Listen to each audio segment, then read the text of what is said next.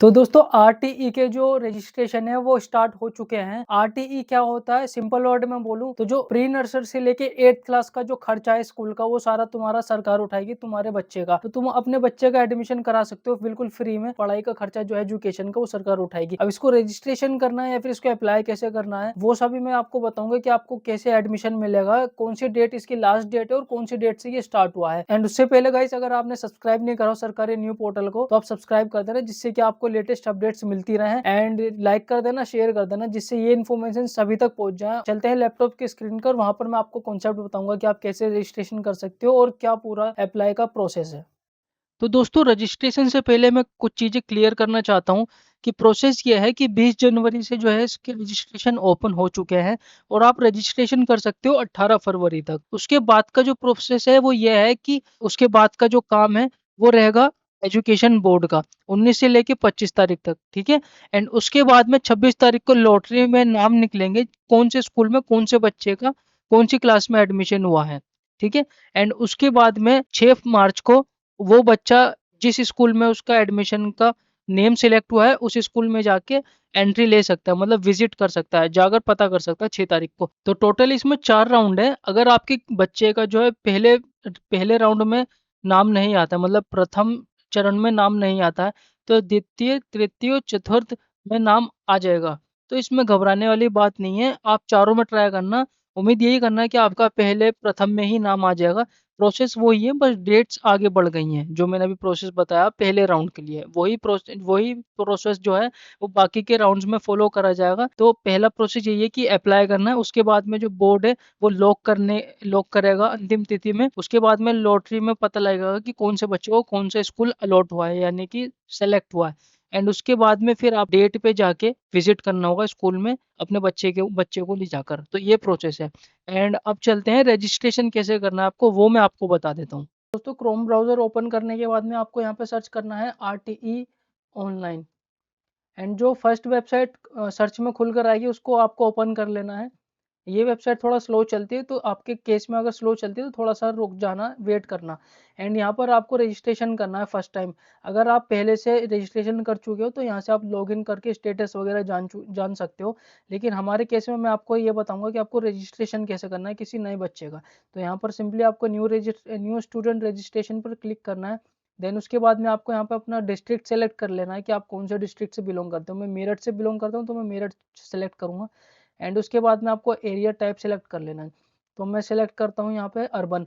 Urban का मतलब होता है शहर और रूरल का मतलब होता है गांव। तो जिस एरिया से आप बिलोंग करते हो आप वो कैटेगरी सेलेक्ट कर लेना। एंड यहाँ पे आपको टाउन सेलेक्ट कर लेना। तो हमारा लगता है नगर निगम मेरठ। आप अपना चूज कर लेना कि आपको आपका कौन सा लगता है।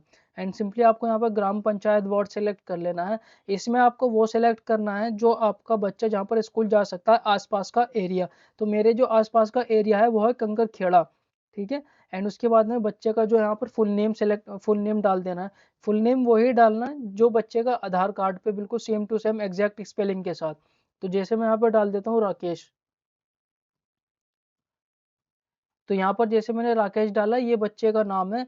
और तो ये एक डेमो अकाउंट है आपको समझाने के लिए, तो इसलिए यहाँ पर राकेश डाल देता हूँ। एंड यहाँ पर आपको एक नंबर प्रोवाइड कर देना है। तो लाइक जैसे मैं यहाँ पर कोई भी रैंडम नंबर दे दूंगा 9897261147, ठीक है। तो ये रैंडम नंबर है। एंड उसके बाद में जो आपकी बच्चे की डेट ऑफ बर्थ है, एक चीज़ और बता दूं मैं, जो बच्चे की उम्र 6 साल से ऊपर है उसका रजिस्ट्रेशन नहीं होगा। यानी कि जो बच्चा 2017 से पहले पैदा हुआ है, यानी 2016 में पैदा हुआ है या 2015 में पैदा हुआ है, तो उनका रजिस्ट्रेशन नहीं होगा। लाइक जैसे ये जो राकेश बच्चा है ये 2017 में पैदा हुआ है, 3 नवंबर 2017। तो ये 2017 में पैदा हुआ है, तो ये ऑटोमेटिकली क्लास सेलेक्ट कर लेगा कि ये कौन सी क्लास के लिए एलिजिबल है बच्चा, ठीक है ना। तो 2017 से नीचे के जितने जो 2017 के पहले के जितने भी बच्चे उनका एडमिशन नहीं होगा, फर्स्ट क्लास तक होगा जो 2017 में पैदा हुआ है। एंड उसके बाद में आपको यहाँ पे जेंडर सेलेक्ट कर लेना। मेल है तो मेल, फीमेल है तो फीमेल। कैटेगरी में आपको जो है दुर्लभ वर्ग सेलेक्ट कर लेना है। अलाभित समूह का मतलब होता है कि जो बच्चा विकलांग होता है या फिर ट्रांसजेंडर होता है, ये सब, या फिर उसको अगर HIV एड्स वगैरह है तो ये सब इसका मतलब होता है। एंड दुर्लभ वर्ग का मतलब होता है अगर आपके पापा 1 लाख रुपए तक सालाना कमाते हैं। दुर्लभ वर्ग सेलेक्ट कर लेना है। एंड सिंपली आपको जो यहाँ पर सर्टिफिकेट नंबर दे देना है। सर्टिफिकेट नंबर मतलब कि आपके पापा का आय प्रमाण पत्र, इनकम सर्टिफिकेट।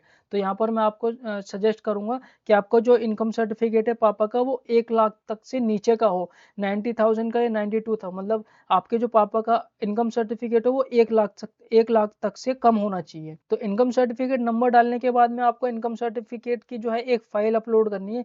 वो फाइल का जो फॉर्मेट होना चाहिए वो जीपीईजी में होना चाहिए, पीएनजी में भी नहीं होना चाहिए और पीडीएफ में भी नहीं होना चाहिए। एंड सिंपली आपको यहाँ पर अपलोड कर देनी है चूज फाइल पर।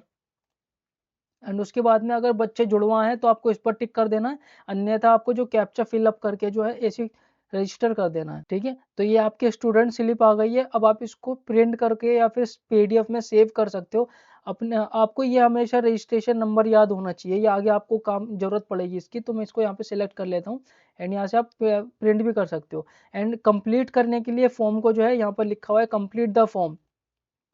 कंप्लीट फॉर्म में आपको जो पेरेंट डिटेल्स वगैरह डालनी होगी, कुछ डॉक्यूमेंट्स अपलोड करने होंगे।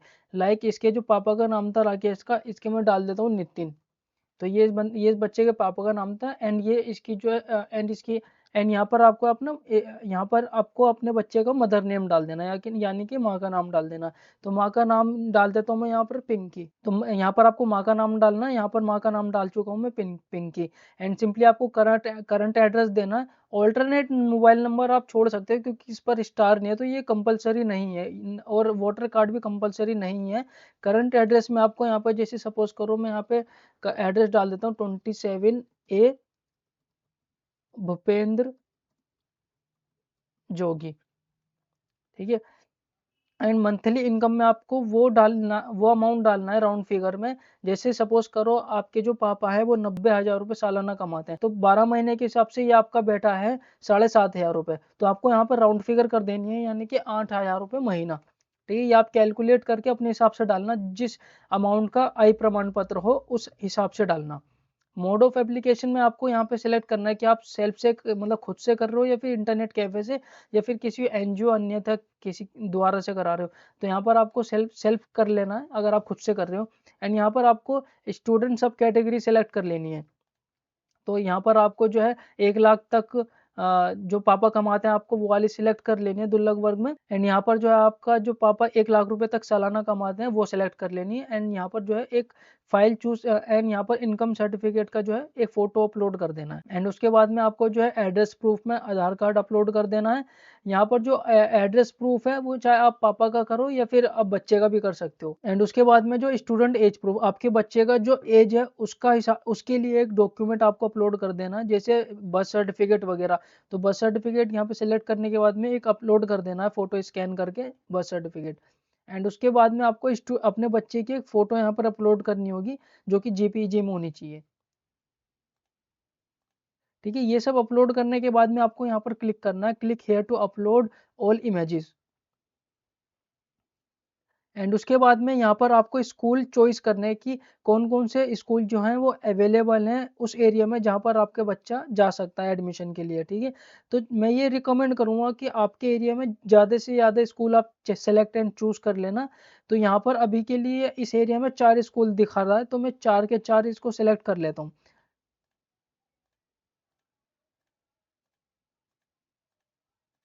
तो यहाँ पर ये चार स्कूल दिखा रहा था, तो मैंने चारों सेलेक्ट कर लिया। आपके केस में अगर ये 10 स्कूल दिखा रहा है तो आप 10 के 10 सेलेक्ट कर लेना। एंड सिंपली उसके बाद में आपको कैप्चा फिलअप करके सेव कर देना है। ठीक है, ये जो डिटेल्स है आपकी यहाँ पर सबमिट हो चुकी है। अब आपको जो है यहाँ पर लॉक लगा देना है। ये प्रीव्यू का था और उसके बाद में लॉक एंड फाइनल प्रिंट।